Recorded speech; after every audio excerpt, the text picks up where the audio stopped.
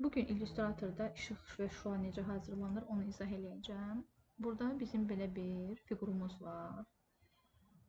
Burada görüntüdən də məlum olduğu kimi. Deməli, belə bir formanı çəkirəm. Çəkdikdən sonra görürəm ki, bunu mən belə təklikdə istifadə edə bilmirəm. O səndə də var. Bunu istifadə edə bilmirəm. Neyinirəm? Obyektə daxil oluram, expand edərək fiqurumuzu obyektə çevirirəm. Sağ mausu basıram, ungroup edirəm. İndi gəlin belə bir şey eləyək. Bunun arxasına mən qara rəngdə arxa fon versəm, arxaya gətirəm. Bax, bu işıq belə görsənmiş olacaq. Bu işıq belə görsənmiş olacaq. Amma kənara çəkdikdə görüntü budur. Mənə isə lazım olan, bax, bu tən ortadakı görüntüdür. Bunlar heç mənə lazım deyil. Bunları da silirəm. Bu tən ortadakı görüntüdür. Görürəm ki, bu hazır qradiyentdir. Əgər ki, diqqət eləsək, bunların yerini dəyişdikdə eyni bu şəkildə bir görüntü olur. Neyinirəm? Bu qaranı da ağla əvəz eləyirəm. Nəticədə bunu kənara gətirim, bax. Belə bir görüntüdür, elə deyil. Bir hissəsinin opasitesini maksimuma salıram və yerlərini dəyişirəm. Belə bir görüntü yaranmış oldu. Neyinirəm? Yenə ən kənarı seçirəm, opasitesini hətta sıfıra salıram.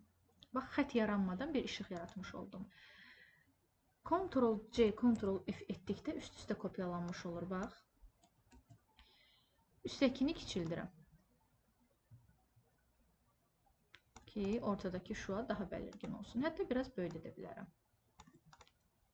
Belə bir işıq yaranmış oldu və mən bunu istənilən reklam paneli olsun, hərf olsun, rəqəm olsun, gətirib onun üstündə bu şəkildə yerləşdirə bilərəm.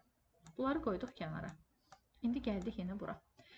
Biz işıqlar görmüşük ki, bəzi şualar, misal üçün, ən altdakını seçim, alt vasitəsilə kopyasını çıxardım. Görürük ki, şuanın ortasına belə-belə, işığın ortasına şualar gedir. Onu necə hazırlayırıq? Gətirdiyim formanı belə bir hala salıram. Və bacardığım qədər böyüdürəm. Və hətta mümkünsə opasitesi ilə də biraz oynayıram buradan. Salıram, tutaq ki, 35-ə.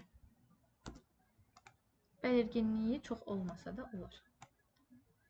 Daha sonra alt vasitəsilə kopyasını çıxardıb, mənə lazım olacaq şəkildə plus minusa salıram. Yenə alt vasitəsilə kopyasını çıxardıram. Bu şəkildə.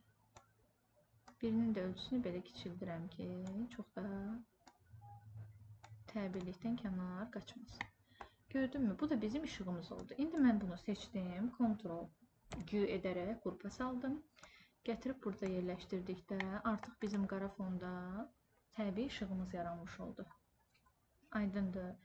Təbii ki, mən bunu burada kənarda qrupdan çıxardaraq ortasında seçdiyim rəngin, ana rəngin ki, necə burada ağdırsa, mən buraya ya aranjılı, ya sarı, ya da bir başqa rəngi salaraq bax, belə bir görüntüdə yaratmış ola bilərəm.